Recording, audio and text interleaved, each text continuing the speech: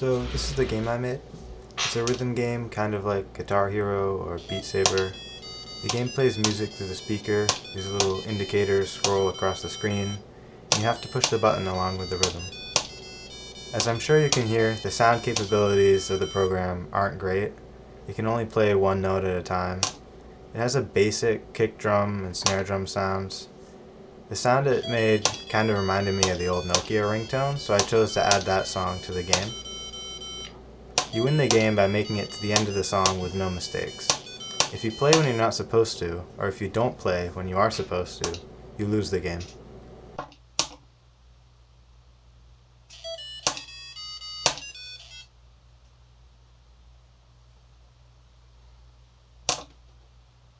It's possible to play the game without a speaker, although it's less fun.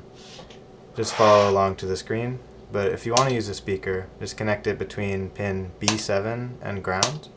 I used a cheap 8 ohm half watt one I had lying around. I put it on some foam so it didn't vibrate my desk.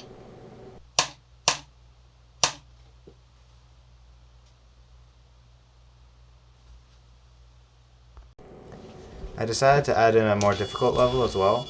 This is the song Such Great Heights by a band called the Postal Service. It has simple drums, which work well with the capabilities of my program.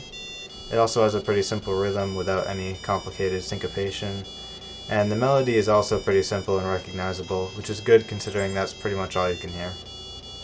I had to come up with a format to store each song that would fit within the 16 kilobyte size limit of Crosswork Studio.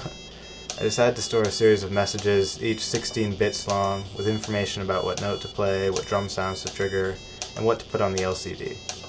Converting each song to this format was time-consuming, but it was made easier by a spreadsheet I made with formulas to generate the 16-bit values automatically. At this point, adding more songs would be pretty easy, and the code wouldn't have to be changed much. But the process of listening to a song, figuring out what parts to include, and listening to figure out the notes can be pretty time-consuming. That's pretty much all. My code has more comments describing how storing the songs is done, how the timing is done accurately, how each sound is made, and that sort of thing.